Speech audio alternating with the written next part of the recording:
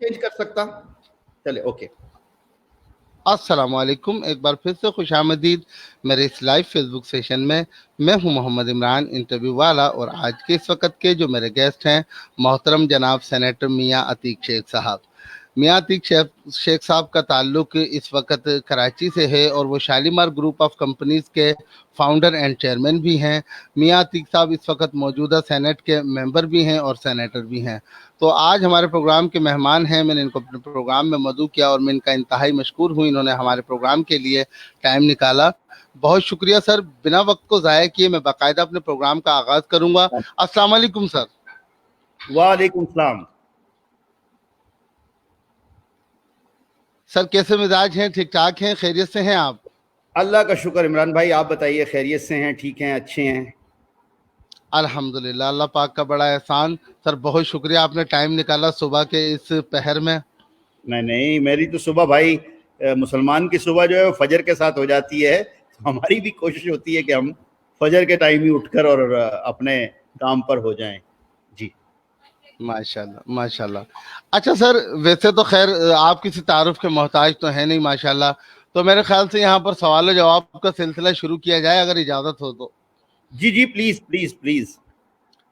तो sir programme के आगाज में ही मेरा पहला सवाल ये होगा, जैसे कि मुझ समेत मेरे बहुत सारे नाजरीन नहीं जानते इस हवाले से, आप थोड़ा सा ये बताइएगा, आप इस वक्त सियासत में आपने कब कदम रखा और इस वक्त आप सेनेटर हैं, तो ये तमाम तर मामला की यहाँ से वहां तक का सफर कैसे तय किया आपने?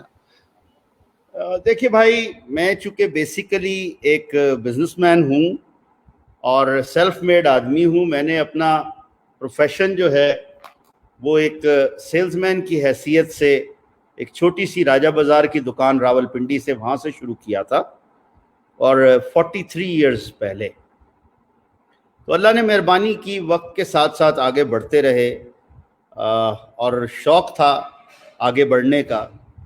तो मैं चैम्बर का senior vice president, Rawalpindi chamber का, और एक्टिंग प्रेसिडेंट रहा। तो उन दोनों में थोड़ा सा लोगों से मिलने मिलाने का शौक़ हुआ, और 2010 में, 10 और 11 में मैं चैम्बर का प्रेसिडेंट था। तो फ़ौरन उसके बाद ये चीज़ ख्याल में आई 11 के बाद 12 में कि क्यों ना किसी पार्टी को ज्वाइन किया जाए। और ज़रा शौक़ ये था कि हमें तो कभी सोचा भी नहीं था कि सेनेटर बन जाएंगे, लेकिन कम अज़ कम ये है कि अगर किसी पार्टी से ताल्लुक़ होगा तो MNA सेनेटर्स, उनके साथ ज़रूर अपना दोस्ती होगी, ताल्लुकात होंगे, बैठना होगा।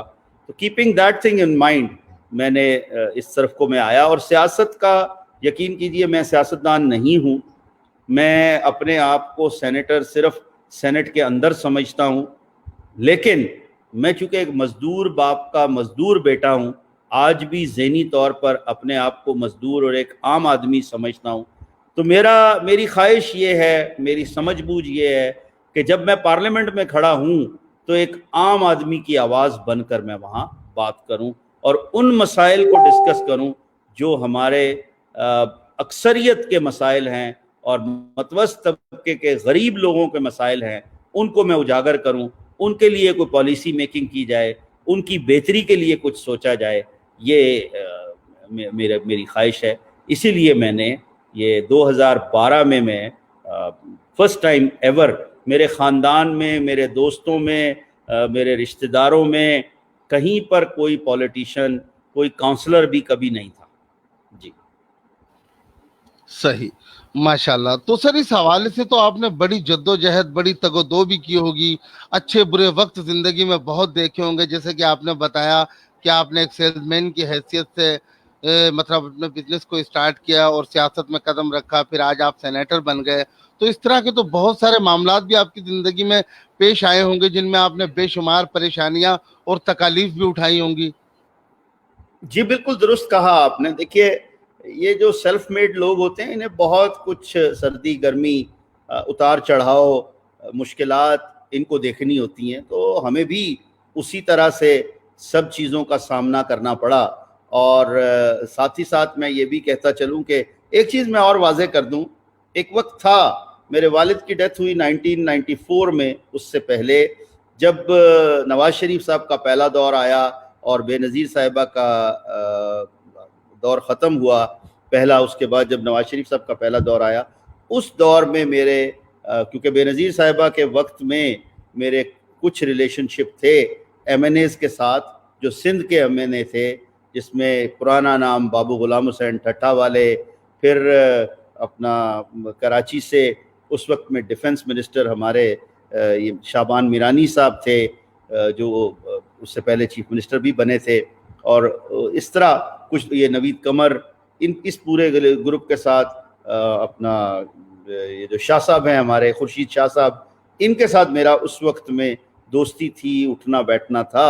پھر بعد میں جب میرے والد کی 1994 میں ڈیتھ ہوئی تو اس کے بعد میں نے سب چیزوں کو خیر باد کہہ دیا اور صرف کام کی طرف توجہ دی، تو اللہ نے مہربانی کر فرمائی، وقت کے ساتھ ساتھ کام بہتر ہوتا گیا، کاروبار بڑھتا گیا اور اللہ نے ترقی دی۔ تو جب میں چیمبر کا پریزیڈنٹ بنا، ایکٹنگ پریزیڈنٹ بنا اور سینئر وائس پریزیڈنٹ بنا راولپنڈی چیمبر کا، تو پھر مجھے بہت سی چیزیں سامنے آئیں اور میں نے یہ دیکھا کہ اگر میں اس طرح سے کسی پارٹی کو جوائن کروں تو اس سرکل میں آ جاؤں گا۔ جی صحیح، بہت زبردست سر۔ اچھا سر، میں ساتھ ساتھ یہ بھی ضرور جاننا چاہوں گا، کیونکہ مجھ سمیت میں سمجھتا ہوں بہت سارے لوگوں کو آج تک نہیں پتا ہوگا، کیونکہ مجھے تو ذاتی طور پر نہیں پتا کہ ایک سینیٹر کے فرائض آخر ہوتے کیا ہیں، ایک سینیٹر کی خدمات کیا ہوتی ہیں، اور سینیٹ میں آخر ہوتا کیا ہے، جبکہ ہمارے پاس قومی اسمبلی موجود ہے، صوبائی اسمبلی بھی موجود ہے، M N A M P S بھی موجود ہیں، تو سینیٹر کیا ہے ایکچولی، اور اس کا کام، اس کے فرائض ہیں کیا آخر؟ دیکھیے، دنیا میں دو قسم کے پارلیمنٹ ہوتے ہیں، کسی جگہ پر سینٹ ہے اور کسی جگہ پر سینٹ نہیں بھی ہے۔ سینٹ از جو یہ ایک ایکول ریپریزنٹیشن کے ساتھ تمام صوبوں کی ایک اکائی گنی جاتی ہے، اور اس میں ایک پروپورشنل جو ہے وہ ایکویلٹی کی بیس پر، صوبوں کی بیس پر ایک وہاں پر ہاؤس بنایا گیا ہے جس کو سینٹ کہا جاتا ہے، اور اس کا مقصد یہی ہے کہ جو لوگ نیشنل اسمبلی کے ممبر ہوتے ہیں ان کے اوپر ایک یہ اپر ہاؤس ہے، اس میں تمام صوبوں سے ایکول ممبرز آتے ہیں، اور اس کا قطعی ورنہ اگر ہم نیشنل اسمبلی میں دیکھیں تو جتنی پنجاب کی سیٹیں ہیں اس سے بہت کم سندھ کی سیٹیں ہیں، اس سے کم کے پی کے کی سیٹیں ہیں، اس سے کم جو ہے بلوچستان کی سیٹیں ہیں، اور کیونکہ وہ نیشنل اسمبلی جو ہے وہ آبادی کی بنیاد پر ان کی وہ جو اپنا سیٹیں بنائی گئی ہیں اور اس کی ڈیمارکیشن کی گئی ہے، ویئر ایز سینٹ میں ایک پروپورشنل بیسس پہ پورے صوبوں کی 104 ہمارے صوبے ہیں فیڈرل کے سمیت، فاٹا کے سمیت، اور ان کو وہ ڈیوائیڈ کیا گیا ہے۔ اب دوسری طرف اگر دیکھا جائے کہ جو آپ نے کہا فرائض، تو فرائض میں یہ سمجھتا ہوں، ویسے معذرت کے ساتھ بہت سارے سینیٹرز ہیں کہ شاید جنہیں معلوم بھی نہ ہو، یا جو اتنی زحمت بھی نہیں کرتے، بس ممبر بن گئے ٹھیک ہے، یا کچھ تھوڑا ٹائم لگ جاتا ہے کیونکہ یہ 6 سال کا اس میں ہمیں پیریڈ ملتا ہے، تو انیشیلی 1-2 سال ان کو یہ سمجھنے میں لگ جاتے ہیں، پھر ان کو سمجھ آتی ہے کہ ایکچولی واٹ اے سینیٹر از۔ آئی فیل کہ سینیٹر کی کوئی کانسٹیچوئنسی نہیں ہے، سینیٹر مین کہ وہ پورے پاکستان کو ریپریزنٹ کرتا ہے، ہر زبان بولنے والے کو، ہر طبقے کو، ہر مذہب کے جو پاکستانی شہریت رکھتے ہیں ان سب کی ریپریزنٹیشن جو ہے وہ ایک سینیٹر سینٹ میں کرتا ہے۔ دوسرا، سینٹ کو اپر ہاؤس اس لیے کہا جاتا ہے کہ اس میں کوئی بھی قانون سازی وہ جس وقت میں نیشنل اسمبلی کر لیتی ہے تو پھر اس کی ایک اوورسی اور ایک فردر ڈسکشن وہاں پر کی جاتی ہے۔ دوسرا، میں یہ بھی کہوں گا کہ سینٹ میں اکثر و بیشتر میکسیمم جو نمبر ہے وہ سینئر پارلیمنٹیرینز کا ہے، اور زیادہ تر وہاں پر اچھے سمجھدار پڑھے لکھے لوگ وہاں پر آتے ہیں۔ جی صحیح، مطلب میں آپ کی جو بات سر سمجھا ہوں وہ یہ کہ ایک سینیٹر کی جو ذمہ داریاں ہوتی ہیں وہ قانون سازی اور اس پر عمل درآمد کروانا، ایسا ہی بالکل؟ بالکل ایسا ہی ہے. تو سر اور عوام کو ایک اس کے جی اس کے ساتھ ساتھ ایک اور چیز بھی ہے بھائی. دیکھیے ایک ایم این اے جو ہے اس کی ذمہ داری ہے ایک اپنی کانسٹیچوئنسی کی حد تک، وہ زیادہ تر اپنے آپ کو انوالو رکھتا ہے اپنی کانسٹیچوئنسی کے مسائل، ان لوگوں کی ریپریزنٹیشن، ان لوگوں کے جو حقوق ہیں ان کے بارے میں وہ نیشنل اسمبلی میں اپنی قرارداد بھی لے کر آتا ہے، ریپریزنٹ بھی کرتا ہے، اس لیول تک قانون سازی بھی بنوانے کی کوشش کرتا ہے. لیکن دوسری طرف جو سینیٹر ہے اس کی ذمہ داری میں پورا پاکستان ہے، ہر طرح کا لیجسلیشن ہے، اور اگر دیکھا جائے تو وہ ہر طبقے کو، کسی بھی زبان بولنے والے کو، سب کو وہ پارلیمنٹ میں اپر ہاؤس میں ریپریزنٹ کرتا ہے. جی صحیح. تو سر جیسے کہ آپ نے بتایا وہ پورے پاکستان کو ہی ریپرزینٹ کرتا ہے، پورے پاکستان کی ہی بات کرتا ہے، لیکن سینٹ میں جیسے کہ مختلف پولیٹیکل پارٹیز کے سینیٹرز موجود ہوتے ہیں، تو وہ وہاں پر ایک دوسرے سے پھر اختلاف رائے بھی رکھتے ہیں. تو یہ بات مطلب سمجھ نہیں آتی، اس کی کیا وجوہات ہیں؟ دیکھیے جی، اس کی دو باتیں ہیں. ایک تو پارٹی پالیسی ہوتی ہے جو ضروری نہیں ہے کہ اپوزیشن کی اور حکومت وقت کی ایک وقت میں ہو. ایون سم ٹائم حکومت کے الائز جو ہیں وہ بھی کسی چیز سے ڈیفر کر جاتے ہیں. اور اسی طرح، یہ میں پارٹی کی بنیاد پر بات کر رہا ہوں، اسی طرح اپوزیشن جماعتیں جو ہیں سم ٹائم وہ بھی اختلاف کر جاتے ہیں. تو یہ تو ایک پارٹی لیول پر ہے، پارٹی لائن ہے. دوسری طرف اگر دیکھا جائے تو ایک انڈیویجول حیثیت میں بھی ہماری ذمہ داری ہے، ہمارا اپنا ایک ویژن ہے، ہماری ایک اپنی سوچ ہے، ہمارے ہر سینیٹر کے اپنے ریسورسز ہیں. تو وہ ان کے مطابق ان چیزوں کو دیکھ کر کوشش ہوتی ہے کہ اس لیجسلیشن کو بہتر سے بہتر بنایا جائے. جی صحیح. اچھا سر، جیسا کہ آج میں نے دیکھا آپ نے اپنی فیس بک پروفائل سے اپنا پہلا ڈیجیٹل سینیٹر شو کیا، اس حوالے سے سر بتائیے گا کہ یہ کیسا تجربہ رہا آپ کا پہلا ڈیجیٹل سینیٹر شو؟ کیونکہ میں سمجھتا ہوں پاکستان میں آپ وہ واحد سینیٹر ہے جس نے اپنا پہلا ڈیجیٹل سینیٹر شو کیا. دیکھیے جی، میں یہ کہوں گا تھینکس ٹو اللہ، شکر ہے اس کی ذات کا کہ میں ایک چونکہ سیلف میڈ ہوں اور میں چیزوں کو کوشش کرتا ہوں. ابھی دیکھیے سچ ہوتا ہے. اگر میرے کسی سٹاف ممبر نے، حالانکہ میرے اپنے سٹاف میں ٹیکنیکل لوگ ہیں، میرے ماشاءاللہ کافی کمپنیاں ہیں، کئی سو ملازم ہیں میرے اپنے ذاتی، جو ذاتی مینز کہ میری کمپنیاں ہیں وہ میں نے ہی ریز کیا ہے، I am the only son, باقی بچے چھوٹے ہیں، پارٹنر نہیں ہیں، بینک کا لون کوئی نہیں ہے، اللہ کی مہربانی ہے. تو آپ سے بھی میں نے خود کچھ چیزیں کلیریفائی کی، اور اللہ خوش رکھے ریحان اللہ والا کو کہ انہوں نے جو مشن، میں تو سن کر اس دن حیران ہو گیا کہ جب انہوں نے مجھے سکھایا بھی، بتایا بھی، میرا پروگرام بھی کیا.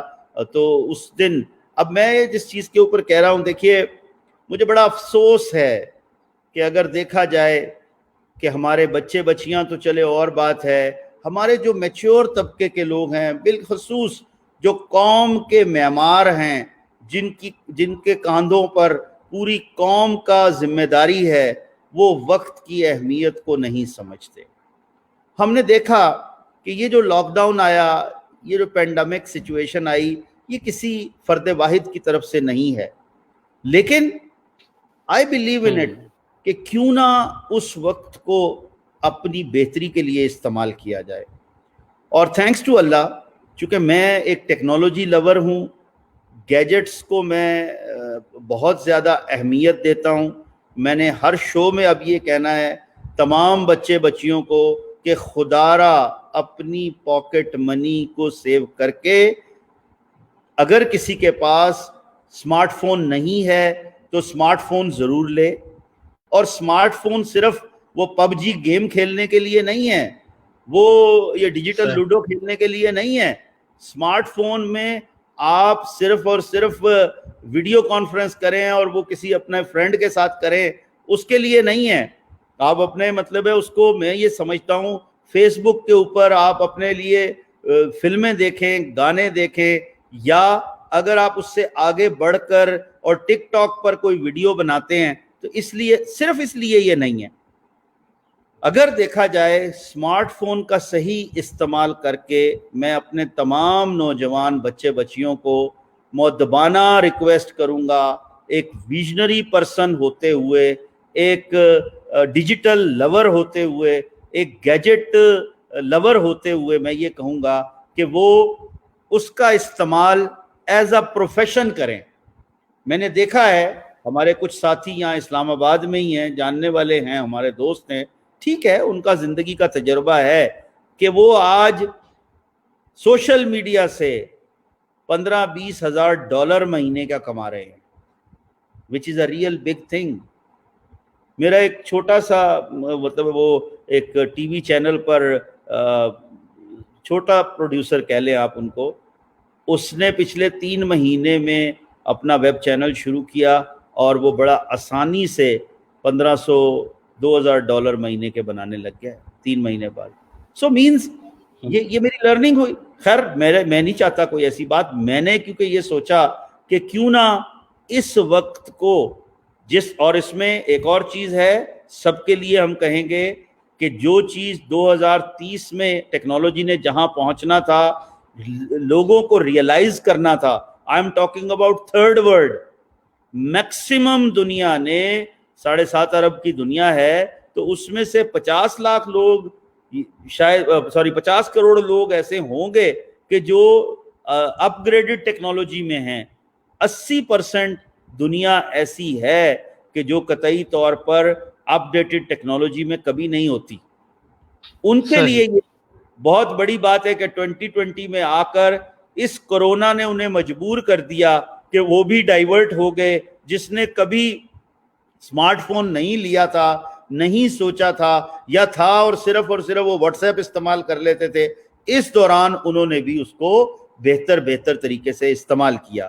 تو میری سمجھ میں یہ تھا کہ ٹیکنالوجی جتنی سپیڈ سے بڑھ رہی ہے، اس پینڈیمک کو، اس جو یہ ہمارا اپنا لاک ڈاؤن کا ٹائم ہے، اس کو کیوں نہ بہتر طریقے سے استعمال کیا جائے.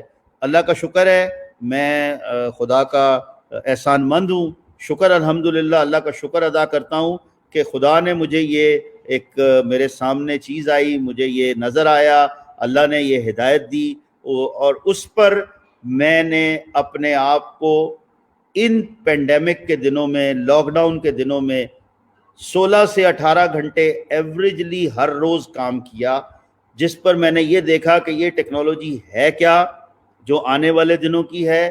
چاہے اس میں بلاک چین کا کانسیپٹ ہو، اس میں آرٹیفیشل انٹیلیجنس کی بات ہو، اس میں IoT ہو، انٹرنیٹ آف تھنگز، اس میں IR 4.1 ہو، اس میں یہ جو انڈسٹریل ریولیوشن 5.0 ہے، اس کو، ان سب چیزوں کو میں نے پڑھا، دیکھا. پھر میں نے یہ دیکھا کہ دنیا میں کون سے ملک ہیں جو واقع میں ہی ٹیکنالوجی کا استعمال کر کے بہتر سے بہتر گورننس کر رہے ہیں اور اپنی عوام کو زیادہ سے زیادہ آسانیاں پرووائڈ کر رہے ہیں. تو یقین کیجئے گا، آپ چونکہ ٹیکنالوجی سے ہیں، شاید آپ کے نالج میں ہو، لیکن بہت سے ہمارے دوست، ہمارے ساتھی دیکھ رہے ہیں، ان کو نہیں پتا ہوگا.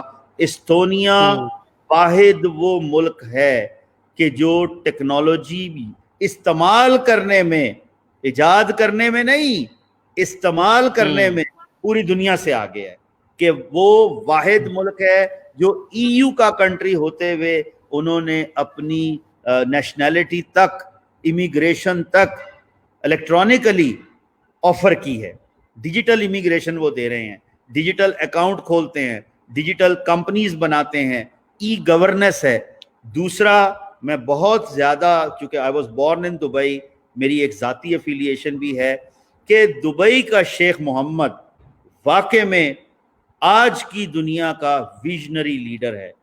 اگر کبھی آپ سرچ کریں، دیکھیے وہ جو شیخہ انہوں نے جو انچارج بنائی ہے ای گورننس کی، اس نے پچھلے 6 سال میں 2014 سے لے کے آج تک ای گورننس میں کتنی چیزیں وہ لے کر آئے ہیں. آج ڈرائیونگ لائسنس تک وہاں پر بغیر جو رینیو کرانا ہوتا ہے, آپ نے اپنا ویزا رینیو کرانا ہے, یعنی کہ ہم حیران ہو گئے. میں نے خود ایسا دیکھا کہ آپ جا کر مشین کے سامنے کھڑے ہوتے ہیں اس لیے کہ وہ آپ کی پکچر اس کو نئی چاہیے, لیٹسٹ چاہیے, اور وہ 15 منٹ میں آپ کو نیا ڈرائیونگ لائسنس رینیو کر کے دے دیتی ہے. مطلب کتنی بڑی بات ہے یہ. اسی طرح سے آپ اپنا وہاں پر ویزا رینیو کرا سکتے ہیں آن لائن, اور چیزیں متعدد. وہاں پر کمپنی بنانے کے لیے کسی دفتر میں جانے کی ضرورت نہیں ہے. 36 قسم کے ایگریمنٹس ہیں دبئی کے جو آپ آن لائن اپنے ایگریمنٹ رجسٹر کرا سکتے ہیں. اس کا مطلب ہے انہوں نے استعمال کیا. اب پرابلم کیا ہے, کیوں آج تک 72 سالوں میں ہم دنیا کے ان ممالک میں ہیں, اینڈ ہیڈس آف فار ہمارے جو ڈاکٹر عطا الرحمان صاحب ہیں, کہ ڈاکٹر صاحب نے وہ بھی ایک جنونی آدمی ہیں, اور انہوں نے اپنے وقت میں, وہ جس کا بھی دور تھا میں اس پہ بات نہیں کروں گا, کہ ہمارے ملک کو ترقی یافتہ ملکوں کے برابر لا کر کھڑا کر دیا. کس چیز میں؟ ہمارا ٹیلی کمیونیکیشن سسٹم میں, ہماری جو انٹرنیٹ پرووائڈنگ سسٹم ہے, ہمارے انہوں نے آئی ایس پیز کو, انٹرنیٹ سروس پرووائڈرز کو اتنا ڈیولپ کروایا کہ آج ہم ہر طرح سے, ہمارے پاس دیکھا جائے تو انٹرنیٹ موجود ہے, فاسٹ سپیڈ, ہائی سپیڈ, دنیا کے بیسٹ سسٹم کے ساتھ. لیکن ہمارے بچیوں کو قطعی طور پر یہ ریئلائزیشن نہیں ہے کہ آنے والے وقت میں جب ٹیکنالوجی اتنی فاسٹلی چینج ہو جائے گی, پھر اس کو لرن کرنا بہت مشکل ہوگا. اور میں پھر اپنے بچیوں کو, اپنے دوستوں کو یہ کہوں گا کہ وی آر بلیسڈ جنریشن. ہم جو ہیں وہ بلیسڈ جنریشن ہیں کہ ہم نے ایک وہ جو ڈائل والا فون تھا وہ بھی دیکھا, اور آج کا اسمارٹ فون دیکھ رہے ہیں. اور انشاءاللہ جب یہ 5G آئے گا تو آپ دیکھیے گا کتنی سپیڈ سے ترقی ہوتی ہے, اور یہ جتنے پیکیجز ہیں یہ اتنے اسمارٹلی, اتنے فاسٹلی بدلیں گے, اور ان کو وہی یوز کر سکے گا جو ایپس یوز آج کرتا ہے, جو ہر طرح کی ویب سائٹ آج یوز کرتا ہے. اس دور میں جا کر وہ آسانی سے کر سکے گا. سوری میں زیادہ بولا, بس تھوڑا سا. نہیں سر, ماشاءاللہ بہت زبردست, بہت زبردست. مجھے حیرانی اس بات کی کہ آپ ماشاءاللہ اس میں اس حد تک ایکسپرٹ ہو چکے ہیں اور اتنا اس بات کو سمجھ چکے ہیں, اس کی افادیت کو اس حد تک پہچان چکے ہیں ماشاءاللہ. مجھے خود بھی بڑی خوشی ہے اس حوالے سے ذاتی طور پر. لیکن سر ایز اے سینیٹر, ہمارے جو دوسرے پولیٹیشنز ہیں, دوسرے سینیٹرز ہیں, ان کو اس کی اہمیت اور افادیت کے بارے میں کیسے پتہ چلے گا؟ ان کو کون بتائے گا آخر؟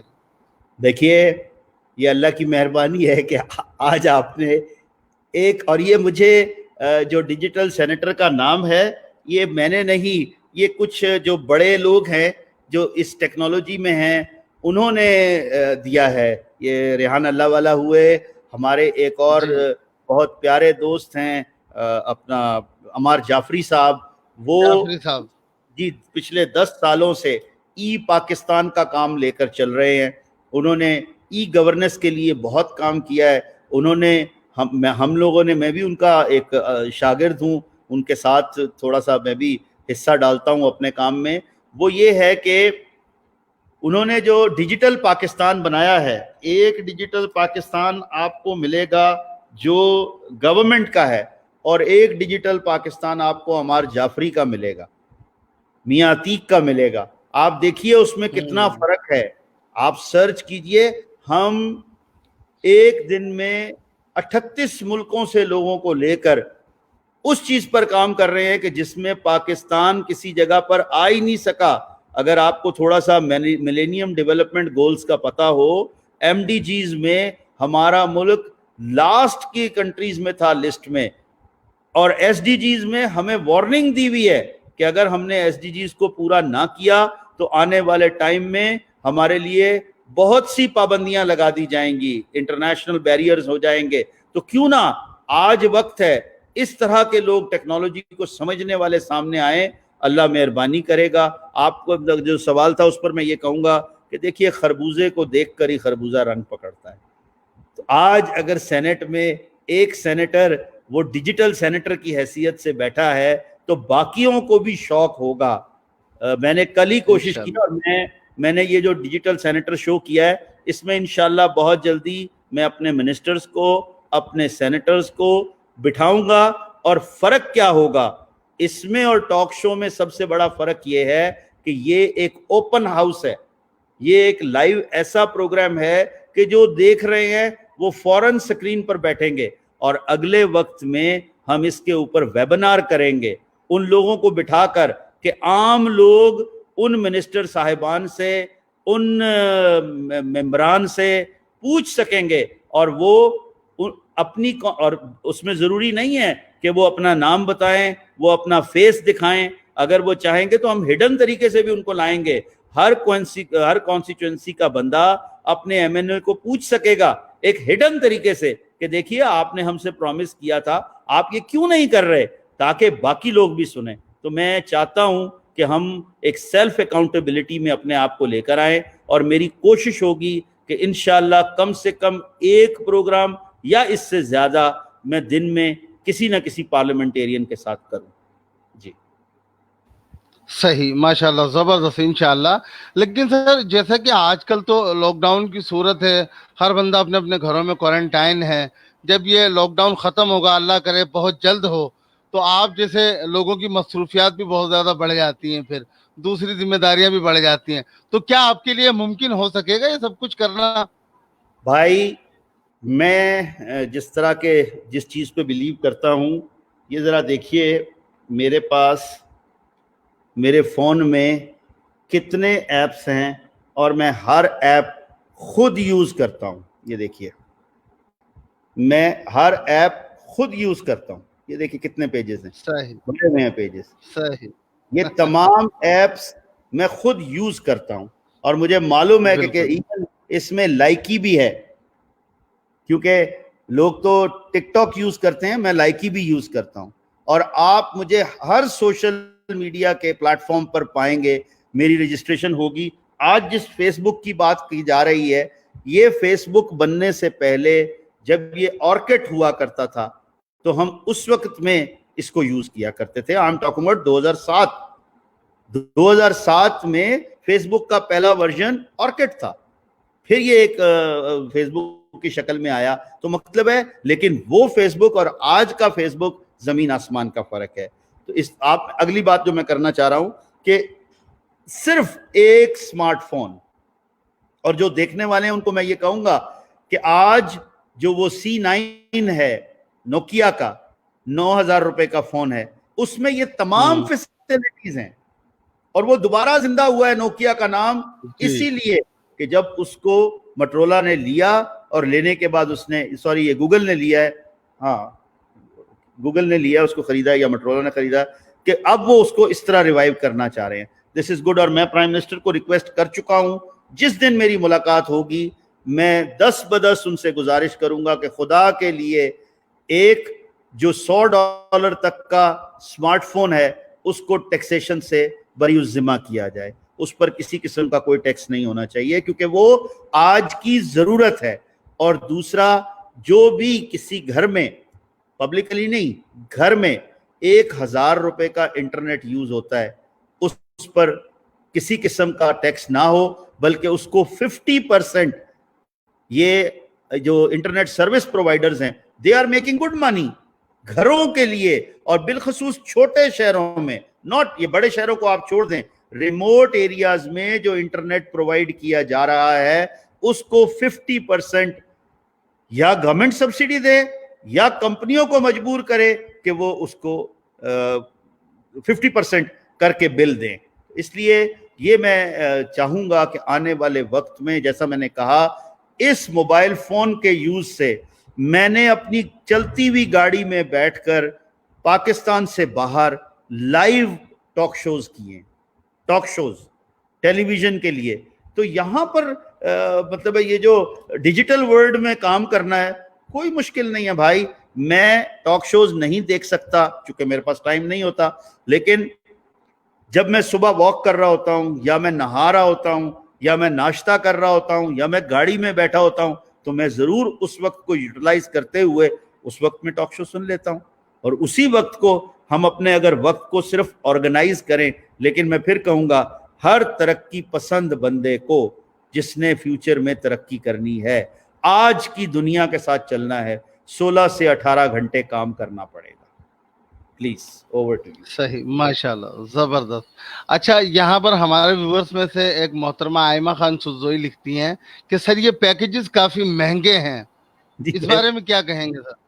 بس میں اپنی اس پیاری بیٹی کو ایک ہی بات کہہ سکتا ہوں کہ اس کے یہ لکھنے سے پہلے میں یہ بات بول چکا ہوں, اور میں نے آلریڈی جو ذمہ داران ہیں ان سے ریکویسٹ بھی کی ہے, اور میں پارلیمنٹ میں یہ آواز اٹھاؤں گا. میں نے جیسے کہا, آپ ان لوگوں سے زیادہ اور پیسے لے لیں کہ جو امیر لوگ ہیں, لیکن جو متوسط گھرانے کے لوگ ہیں, جو مطلب ہے ریموٹ ایریاز میں رہتے ہیں اور چھوٹے شہروں میں رہتے ہیں, ان کے لیے جو ہے نا قطعی طور پر اس کو سستا ہونا چاہیے. اور جو ٹیلی فون کے اوپر پیکیجز ہیں ان کو ایک مہینے میں جو بچہ 200 کا 300 کا پیکیج یوز کرتا ہے انٹرنیٹ کا, اس پر چاہیے کہ کم سے کم اس کو 50% کا رعایت دیا جائے, تاکہ بچے اپنے موبائل سے آسانی سے اپنی جیب خرچ سے انٹرنیٹ کو زیادہ سے زیادہ استعمال کر سکے. بلکہ میں ریکویسٹ کروں گا کہ جو اسٹوڈنٹس ہیں جن کے پاس کارڈ ہے اسٹوڈنٹس کا, پرائم منسٹر کو چاہیے کہ اپنی طرف سے ایک 100 روپے کا 200 روپے کا انٹرنیٹ پرائم منسٹر کی طرف سے فری ان بچوں کو دیا جائے, تاکہ وہ اس کو اچھے طریقے سے استعمال کر سکیں. جی زبردست, بہت زبردست سر. اچھا سر, ایک سوال اور ضرور کرنا چاہوں گا. جیسے کہ آپ نے بتایا کہ آپ لائکی بھی استعمال کرتے ہیں, لائکی اور ٹک ٹاک تو منچلے نوجوان استعمال کرتے ہیں, آپ کو خیال کیسے آیا اس حوالے سے سر؟ دیکھیے, ایک چیز یہ ہے کہ اللہ رحم کرے, کسی بھی, یہ تو خیر لائکی اور ٹک ٹاک تو آج کی ٹیکنالوجی اور اچھی چیز ہے. میں یہ کہوں گا کہ اگر آپ بری چیزوں کو بھی قریب سے دیکھتے نہیں ہیں, خود کریں مت, تو آپ کو اچھے اور برے میں فرق نہیں پتہ لگے گا. دوسرا چیز میں یہ کہوں گا جی, چاہے آپ یوٹیوب کی بات کریں, آپ فیس بک کی بات کریں, آپ سوشل میڈیا پہ کسی بھی پلیٹ فارم کی بات کریں, اس کے دونوں طریقے ہیں. اسی کو اچھے طرح سے بھی استعمال کیا جا سکتا ہے, اسی کو برے طریقے سے بھی استعمال کیا جا سکتا ہے.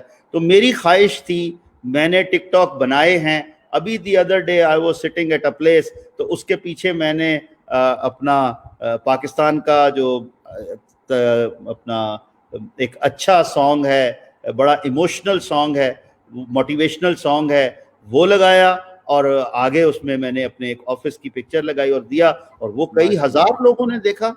اسی طرح سے میں کہتا ہوں, کیوں نہ ہم اپنے شیئرنگ کے لیے, اپنے نوجوانوں کو موٹیویشن دینے کے لیے, ایون یہاں تک کہ جس دن میں پارلیمنٹ میں گیا, میں وہاں سے بھی کوشش کروں گا کہ پہلی ٹک ٹاک پارلیمنٹ سے بنائی جائے, کیونکہ کہیں پر کوئی پابندی نہیں ہے. دیکھیے, جب ایک ٹی وی ایک چیز دکھا رہا ہے, اور اگر میاں عتیق نے اسی چیز کو ٹک ٹاک میں یا لائکی میں دکھا دیا, تو اس میں کون سی بری بات ہے؟ جی بالکل بالکل بالکل, بہت زبردست سر, ماشاءاللہ. بہت زیادہ وقت میں نے آپ کا لے لیا ہے ماشاءاللہ, لیکن آپ کے ساتھ باتیں کرنے میں مزہ بڑا آ رہا ہے, بہت اچھا لگ رہا ہے, اور بہت کچھ سیکھنے کو بھی مل رہا ہے آپ کے تجربات کی روشنی میں. لیکن یہاں پر باتیں ٹیکنالوجی کی طرف چلی گئی. بالکل سر, بالکل, ٹیکنالوجی کی باتیں ہونا زیادہ ضروری بھی ہے, کیونکہ وقت کی انتہائی اشد اور اہم ضرورت بھی ہے ٹیکنالوجی کے اوپر بات کرنا. عمران میرا بھائی, میں پھر کہوں گا, خدا را اپنے سرکل کے لوگوں کو, بالخصوص آپ چونکہ ایک چھوٹے شہر سے انٹیریئر سندھ سے بلانگ کرتے ہیں, اور یہ بڑی میرے لیے خوشی کی بات ہے. اور انشاءاللہ میں بلاول صاحب کو بھی اور چیف منسٹر صاحب مراد علی شاہ صاحب سے بھی جب بات ہوئی, انہیں یہی ریکویسٹ کروں گا کہ خدا را جو ریموٹ ایریا سے ٹیکنالوجی میں آئے ہوئے لوگ ہیں, ان کو کسی طرح بھی اپلفٹ کریں, ان کے ساتھ کھڑے ہوں, ان کے ساتھ کاندھا ملائیں, ان کی سپیڈ کو بڑھائیں تاکہ آنے والے وقت میں وہ ملک کی ترقی میں، قوم کی ترقی میں ہم سب کا ہاتھ بٹا سکیں۔ مجھے فخر ہے اپنے جوانوں پہ، اپنے بچیوں پہ، بچوں پہ، کہ وہ جس طرح سے، وہی ایک اور چیز آپ کو بتاؤں، ہماری آبادی کا اگر صحیح طریقے سے دیکھا جائے تو تقریباً 60% وہ بچے بچیاں ہیں جو آنے والے وقت میں اگر کھڑے ہو گئے اور اس ٹیکنالوجی کو حاصل کر کے، لرن کر کے کھڑے ہو گئے تو دنیا کے ساتھ مل سکتے ہیں۔ میں آخری ایک بات کہوں گا، میری ریسرچ میں یہ چیز آئی کہ دنیا میں فری لانسر کو $35 سے $55 تک پر آور دیے جاتے ہیں، اور جب میں نے یہ دیکھا کہ بڑی آسانی سے جو محنت کرتا ہے اپنے لیے، کسی کمپنی کا ملازم بن کر نہیں، کمپنی سے شیئر کر کے نہیں، چاہے وہ پاکستانی ہو یا کہ یہ مختلف قسم کے، رات میں ایک پروگرام میں بیٹھا ہوا تھا، وہ ہمارے گرو ہیں ایک اسی کے، جتنا یہ ہمارے فری لانسر ہیں ان کے، تو ہزاروں کی تعداد میں انہوں نے اس کو سکھایا ہے، وہ چھوٹا بھائی ہے ہمارا، تو اس کے ساتھ میں ایک لائیو پروگرام میں بیٹھا ہوا تھا کہ اگر واقع میں دیکھا جائے تو 10 گھنٹے مہینے میں ایک جو سمپل سا ایک فری لانسر ہے وہ کر سکتا ہے، تو وہ $350 کمائے گا، یعنی کہ $60,000 مہینے کے ایک بچہ آسانی سے کما سکتا ہے۔ ویئر ایز اگر وہ نوکری کرنے جائے، معذرت کے ساتھ گورنمنٹ کی نوکری لوگ اس لیے کرتے ہیں کہ وہاں کام نہیں کرنا پڑے گا، اب وہ دور ختم ہو گیا، مزید گورنمنٹ نوکریاں نہیں دے گی، گورنمنٹ اپرچونٹی پرووائڈ کرے گی۔ اگر آپ نوکری کرنا چاہتے ہیں تو پھر آپ اسی طرح آئی ٹی کے کسی جگہ میں جا کر نوکری کیجیے، اور اگر آپ انٹرپرینیور بننا چاہتے ہیں، چیف ایگزیکٹو آف اپنی کمپنی کا بننا چاہتے ہیں، تو پھر آپ کو یہ جو گورنمنٹ کی اسکیم ہے اس میں سے پیسے بھی ملیں گے، آپ کو کام کا موقع بھی ملے گا، اور آپ اپنا فیوچر بھی بنا سکتے ہیں۔ بہت شکریہ سر، بہت شکریہ، تھینک یو سو مچ۔ میں سمجھتا ہوں مجھ سمیت میرے تمام تر دیکھنے والے ناظرین کو بہت کچھ آج آپ سے سیکھنے کو ملا ہوگا۔ یہاں پر اب پروگرام کے آخر میں آپ سے اجازت چاہوں گا۔ تھینک یو سو مچ، میں آپ کا انتہائی مشکور ہوں سر، بہت شکریہ۔ اوکے، اللہ حافظ۔ ساتھ ساتھ تمام تر دیکھنے والے ناظرین کا بھی میں انتہائی مشکور ہوں جن لوگوں نے لائک، کمنٹ اور شیئر کیا اور اپنے محبت و بھرے پیغامات سے جو ہمیں وقتاً فوقتاً آگاہ بھی کرتے ہیں۔ جیسے کہ آج کے ہمارے پروگرام کے مہمان تھے میاں عتیق، سینیٹر میاں عتیق صاحب، جو کہ بہت ہی زبردست، ملنسار اور خوش گفتار انسان تھے۔ ماشاءاللہ آج انہوں نے اپنے تجربات کی روشنی میں ہمارے ساتھ بہت ساری اچھی باتیں شیئر کی، اور خصوصاً جس طرح ڈیجیٹلائزیشن پر انہوں نے بات کی، ایک اچھا اور انتہائی مثبت پیغام بھی دیا۔ انشاءاللہ العزیز ملتے ہیں کسی نیکسٹ سیشن میں کسی نئے مہمان کے ساتھ، تب تک کے لیے میں آپ سے اجازت چاہوں گا۔ اللہ حافظ۔